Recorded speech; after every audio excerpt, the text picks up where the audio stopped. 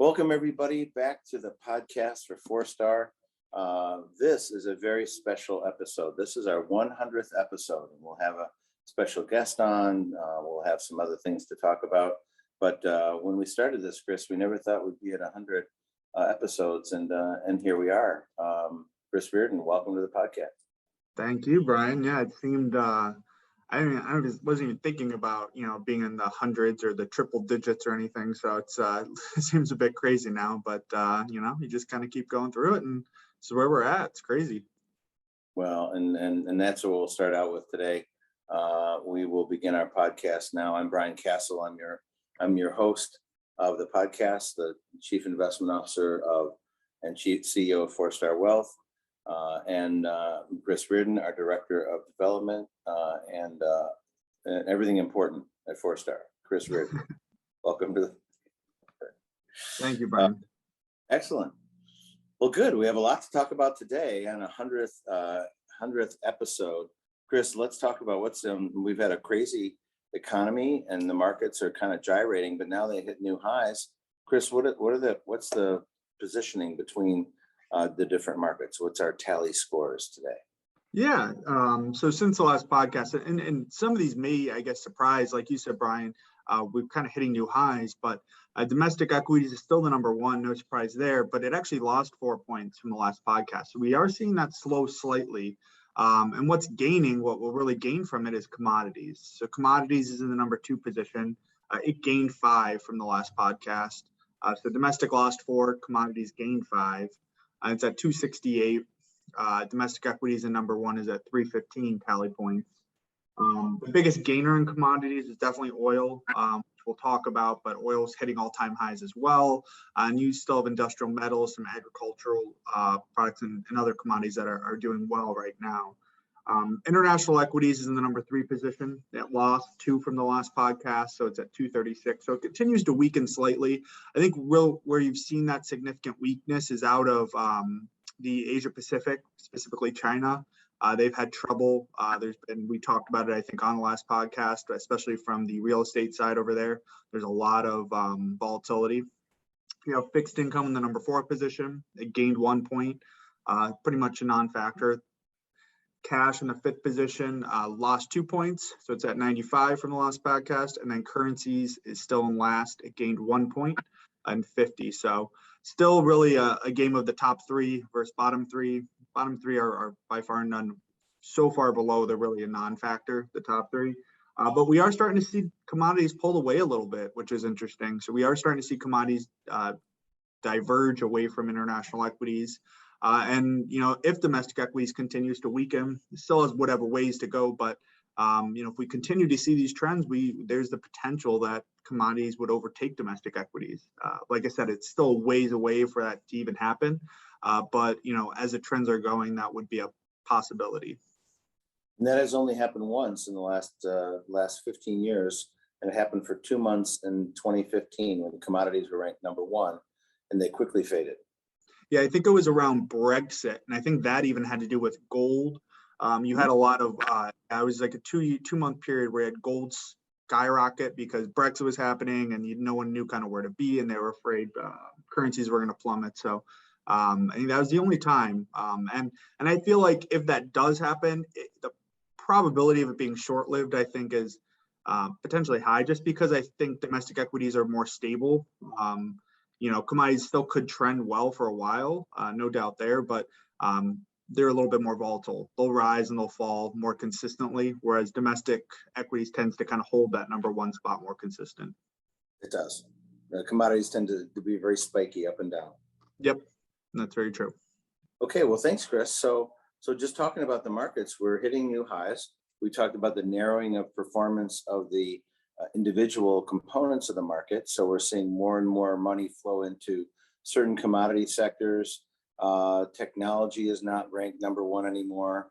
A lot of dividend names are doing better. So a lot of very different market than last year. And so different groups are trending, but the bullish percent index is at 54%, which means only 54% of the stocks are in a bullish trend. That means 46% of stocks are in a bearish trend, but yet we're hitting new highs. So how does that happen? That happens because the largest names in the index are dominating the index. And this is exactly where we were in the 1999 period before the market crash.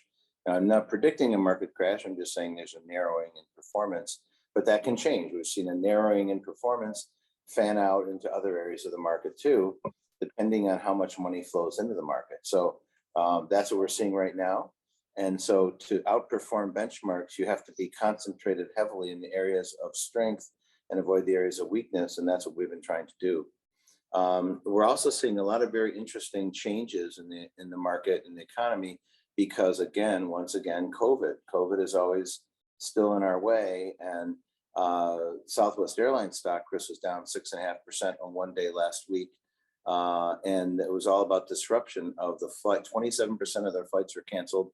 They blamed it on weather and the regulator, but the reality is there's been essentially like a slow walkout, quiet walkout among the pilots, and now we're seeing it in more airlines. And then some airlines that like Delta have backed away from their mandate. They were going to have a vaccine mandate, and they backed away. United has gone ahead with it and actually have let go of a few hundred people. Originally, well, it was like 600 people. Now it's only a few hundred people. But how far do we go with mandates, especially in an environment where it appears the virus is going away, but others are saying they want vaccine mandates. So it's really, the question is the vaccine mandates, is that affecting the economy now? And there's pretty good evidence, Chris, that it is. And we're seeing that play out in different stocks, especially the airline industry that's been rankled by this. Well, and I think the airline industry is dealing with it kind of from two fronts, because they had, a year ago, they had throttled back a lot of the routes, and now they're trying to bring more online. So they're dealing with less staff because staff are walking out, or staff aren't getting vaccinated, aren't whatever. So you're dealing with less staff on that side, but they want to bring more flights out. So you're kind of dealing with this, them having to cancel flights because they thought they'd have staff here and stuff. So that's what led to a lot of the cancellations. They almost overpromised. They thought there'd be more people there. They thought they'd have the capacity. So yeah, you're definitely seeing, I think the airlines are getting hit the hardest because they're trying to kind of re-normalize. You have people that want to travel now, and you're having a lot of people that are traveling. And so they're trying to take advantage of that. But with the staffing issues they're running into, it's certainly, just like we're seeing even just from the general supply side, for items, for goods, we're seeing that from staffing with airlines. So it's kind of getting crippled from that standpoint. In other industries, to a lesser extent or less profile, airline industry very high profile, because a lot of people are trying to travel again. As we tape this podcast, I'm in Cancun, Mexico, and we just took an airplane flight down to Mexico. So people are starting to travel again. That's why it's becoming a very big deal. Mm-hmm. So Chris, let's turn to the economic numbers. I know you have a lot of those. Yeah, so there's a good amount of data that came out. So the U.S. economy created 194 jobs in September. So the jobs came out. That was well below expectations. So we've usually seen it clipping at a much higher number. And that's the smallest gain we've seen since 2020. So we're hoping to see that accelerate. We've talked about this. We did see some of the unemployment benefits, the federal benefits come off coming out of early September. So hopefully we'll see that number bounce back. But the preliminary numbers haven't really seen that yet. So we added, just to give you an example, we added 366,000 in August. So it was almost half the numbers were added in September from August. But despite the slowdown in hiring, unemployment actually fell to 4.8% in September from 5.2% in August. And we talked about this before, but the reason for that is you had several people who just exited the labor force. They previously had their hands per se raised as they were looking for a job. They wanted to find a job, and they just said, I'm not looking for a job anymore. So I'm out of the labor force. So we did see the unemployment fall, even though we added less jobs than expected. So that means people are discouraged, or they've decided that they like working for benefits from the government, so they don't want to work anymore. Yeah, and we'll see how long that lasts. I know, like we said, since we've had those benefits have kind of returned or been more normalized, returned to normal. We'll see if that changes. Additionally, we saw the consumer price index. It rose 5.4% in September year over year. That's a little bit faster than economists were forecasting, but that marks the 5th consecutive month that the measure was above 5% or more.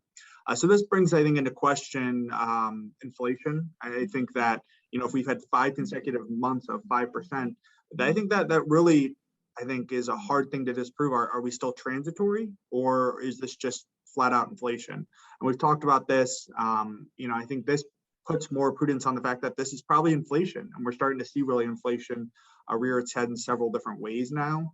One being oil. Then you have the restriction of goods, so you have commodities prices are rising. So there's a lot of factors playing into it, but consumer prices continue to rise, and they continue to rise at an elevated pace. Yes. So consumer spending is another thing that picked up in August. So that was good to see. Personal outlays on goods and services rose 0.8% in August from July. So before that, we saw a 0.1% decrease in July. The last time we talked about this number, it was the July number that came out. So it's good to see that rebounded. That's one of the things that is going to be really important, as we have this kind of hopefully economic resurgence. We need people to go out. We need people spending. We need kind of the economy to kind of be running on all cylinders there. So another positive aspect, personal income increased 0.2% in August. So really good signs from that aspect. And it's good that we saw consumer spending pick back up. We also saw durable goods orders increased 1.8% in August from July. That beat expectations. Expectations were 0.6%. The biggest effect on that was transportation equipment. That was up 5.5% from July. So that was a huge contributor to that jump there. But that's good. You only see people investing in durable goods, companies investing in durable goods when they're confident that, the next 2 to 3 years are going to be positive. They wouldn't invest in this if they didn't foresee positive returns over the next couple of years. So I think that's positive. We're starting to see companies bounce back. Companies want to hire. Really good news there. Then the last thing I'll point to is the National Home Price Index. And we've talked about this as well. It rose 19.7% year over year. So it continues to bump up. It was 18.7% the last podcast we did. So it was up another 1% year over year in July from June. And it once again is setting the annual price growth, the highest. But some of the interesting things we're starting to see there is we're starting to see more and more banks either reject lending offers due to appraisals. So appraisals are coming in, as buyers go out, they agree upon a price, they go to their bank, the bank gets an appraisal on the home, and if that appraisal comes in less than what they agreed to purchase the house for, the bank will either want them to put more money down, or they'll have to go and renegotiate. So we're starting to see this extremely hot real estate market possibly slow down a little bit as banks struggle to keep up with this fast-paced real estate market. So it'll be interesting to see if the banks either, develop a new method to get, either more recent appraisals or more accurate appraisals, or if it just kind of slowly starts to slow down some of the real estate markets where you have buyers. Well, and real estate appraisal was one of the reasons why we had a big crash in the real estate market, because there was no regulation about appraisals. So appraisals were being essentially made up in the 2006 to 2008 period. And then all of a sudden the prices were too high and everything went down. So I like to say that the real estate appraisal was one of the original dark arts, and it seemed to be for a period of years there. It was. And now they've created a whole series of regulations around it to hopefully keep that from happening. But home prices are hitting records, but now there's financing issues, Chris, as you say. So maybe it won't continue to run as much as it has, right? Yep. Excellent. Great report, Chris. So, we just issued a piece about inflation, and we've been putting out pieces about inflation now for months. And the Fed had been saying that inflation is transitory. And we've been saying we don't think so, because it's been really affecting things quite a bit. The August inflation number year over year was 8% year over year, which is the highest level since August of 1981. And so that doesn't sound transitory to me.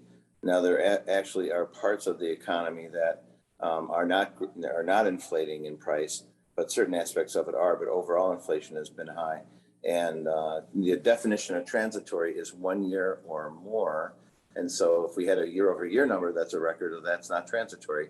So, about a month ago, the Fed came out finally, and Jerome Powell, the chairman, said, "Yes, that's right. It's not. It's no longer. We're worried now. It's no longer transitory after months and months and months of denying it." So the piece we put out is inflation is all the rage. Now you tell us. And that was in episode 5 on the 4-Star website and the Leadership Matrix blog. So have a look at that. Meat, fish, and poultry and eggs up 10% year over year.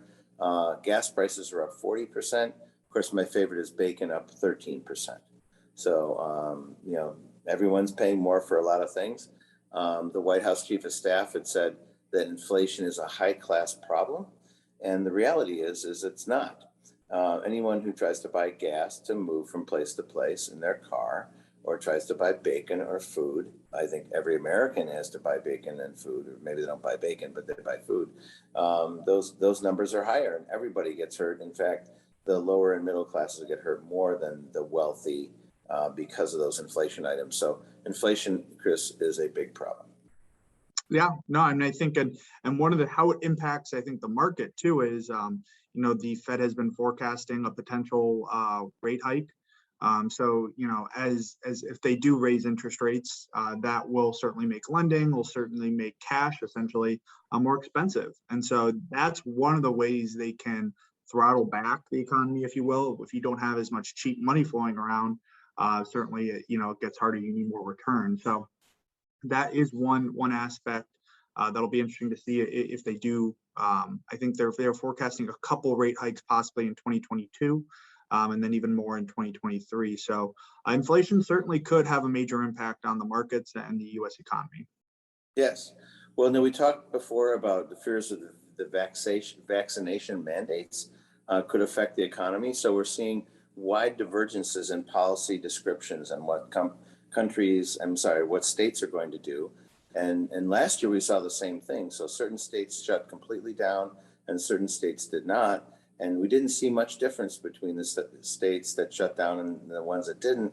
So you might call the ones that shut down policy failure, meaning they probably didn't need to shut down because everyone ended up having about the same experience in COVID, whether you shut down or not. So you didn't need to probably shut down.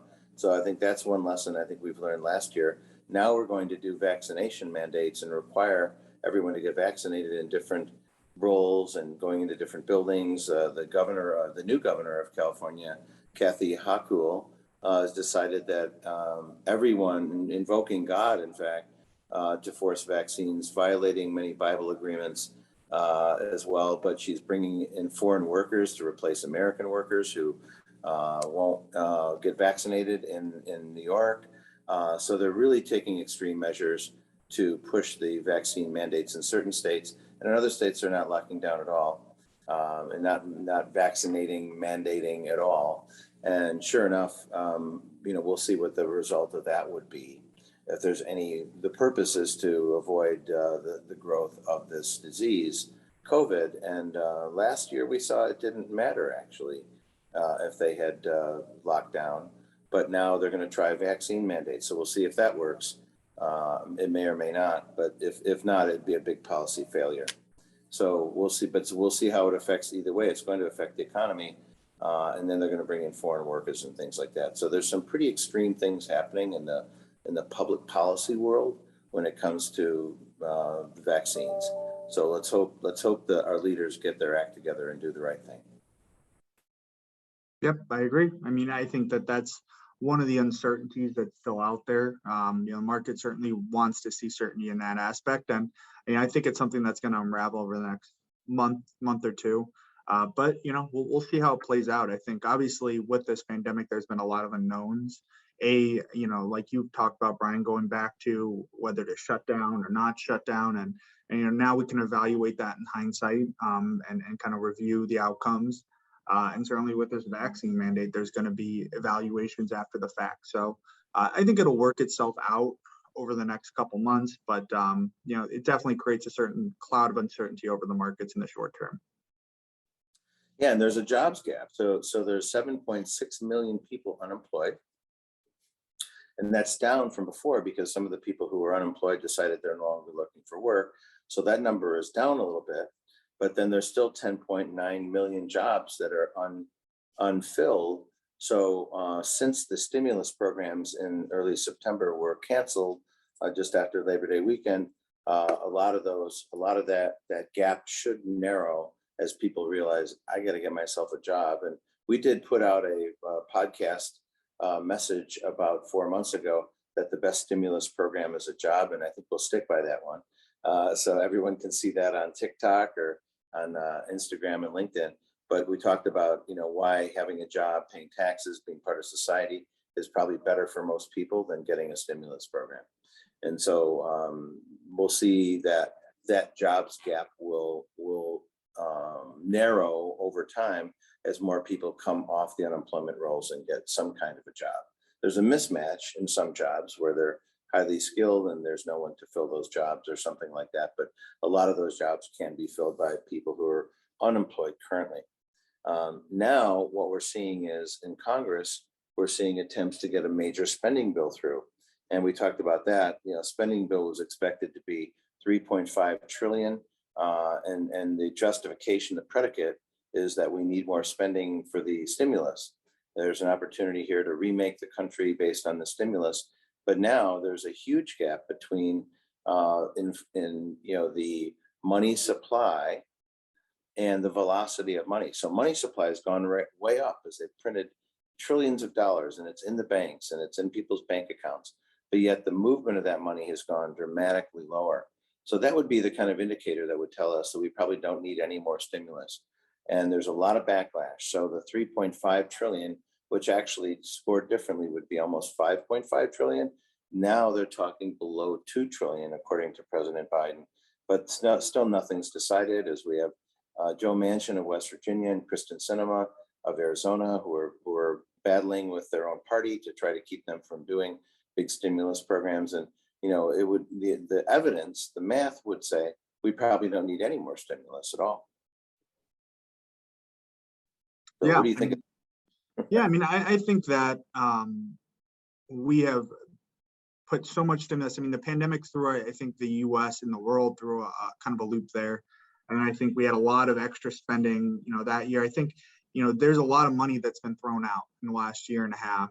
And to put more money out there, I don't think is necessarily the solution. There is money out there. It just needs to be put to work in the correct areas of the market. So I think that, if we continue to do these stimuluses and spend more, that inflation number is only going to get worse. I mean, if you continue to throw more and more money into the U.S. market, into circulation, it's just going to get worse. So it'll be interesting to see. And I think that, it's one of those counterintuitive things. You would think, all right, stimulus is going to bump things up, but, you can get things to overheat, essentially, right? If you get things moving too quickly. And if things overheat, inflation starts really spiking, the Fed will have to really clamp down and money will, get much more expensive, raise rates at an accelerated rate. And, that will cause severe problems for the economy and markets. Well, any of the old timers listening to the podcast might remember when interest rates were in the double digits.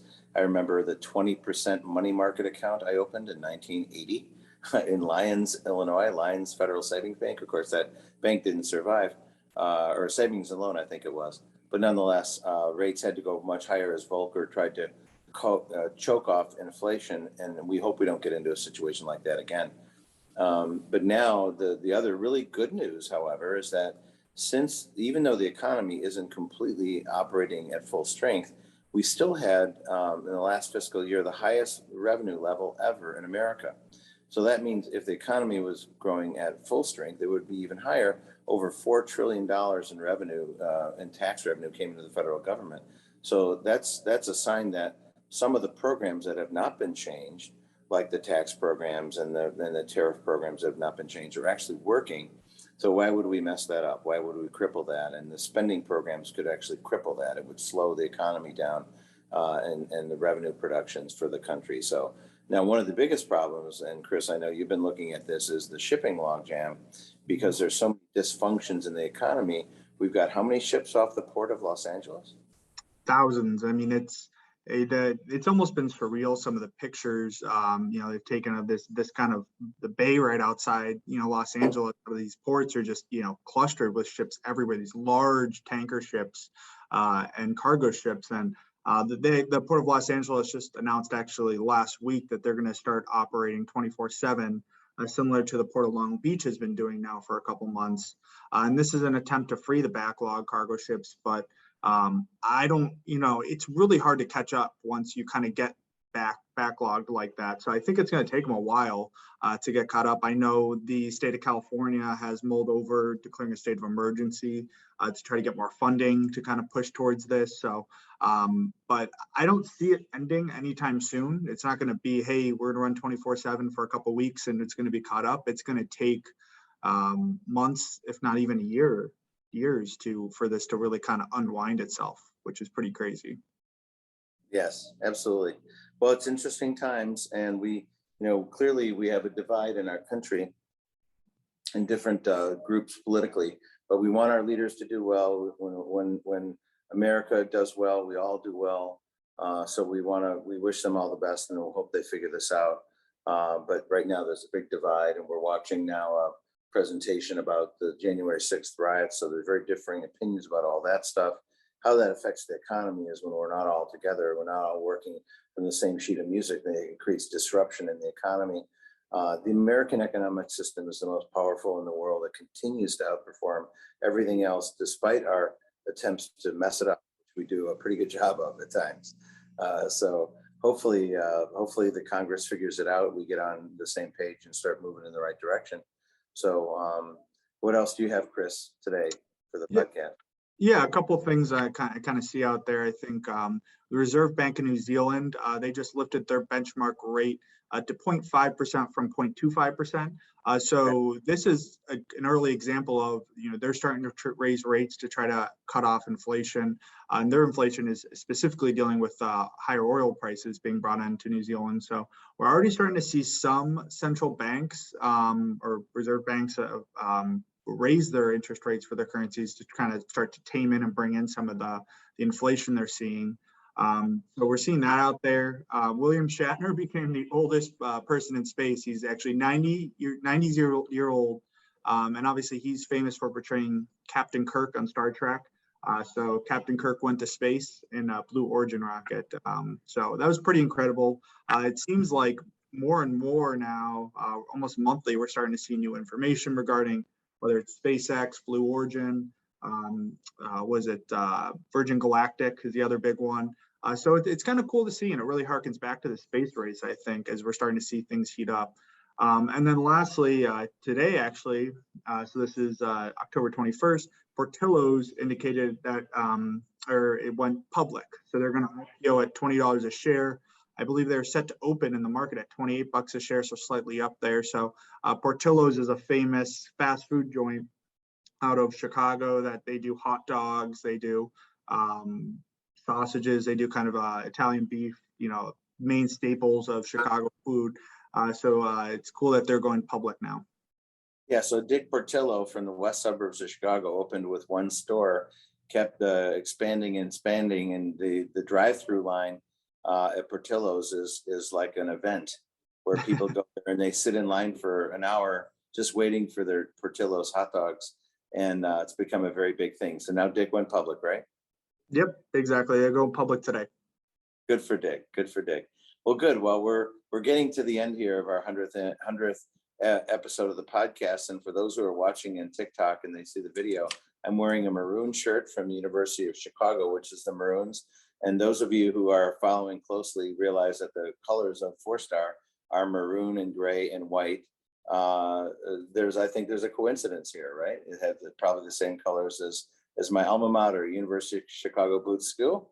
And so we're just finishing up the podcast. We have a special guest who is going to make us a presentation. Would you like to join us here? Hey, Brian, Chris, Dave, thanks for having me. This is Dave Gotro. Dave is an avid listener of the podcast, and he's done a cameo before on the beach in Diamond Lake, yeah. So So we're here in Cancun, beautiful Cancun. So I figured I'd come off the beach. Wish you guys 100th congratulations on 100th 100th podcast. podcast and Oh, yeah. a little champagne for you. A little champagne, and we're gonna drink this later. Of course, Here in the later. beach in- Of course, later. Yeah, we're not gonna drink it now because we have to think about economics now. but, That's yeah. a good milestone. Congratulations, you and your team. Excellent. Thank you very much. Thank And I'll you. continue to listen to the next podcast, especially on the bacon crisis. Bacon is a big deal. Bacon is a big deal. All right. All right. Well, Chris, thanks, Thank you. Dave, for being with us. Chris, thanks for being today here in the podcast. Thanks, everybody, for listening. And look forward to next couple of episodes. We had an episode that came out talking about Nashville real estate. Nashville is a hot city. A lot going on. That's on all the services. We did an interview with Mark Deutschman, who's one of the leaders of the development of Nashville, which is now one of the hottest cities in America. And then we're also going to have an interview coming out with Dunn Capital Management about managing commodities and futures and all those really fun things that most people don't really invest in, but now it's maybe time to do that. So that episode will be coming out as well. That'll be Chris episode number 101. So anyway, thanks, Chris. Why don't we leave it there, huh? Sounds good. All right, everybody. Thanks for being with us today on the 100th episode of the 4-Star Podcast, and have a great week, and we'll be back very soon.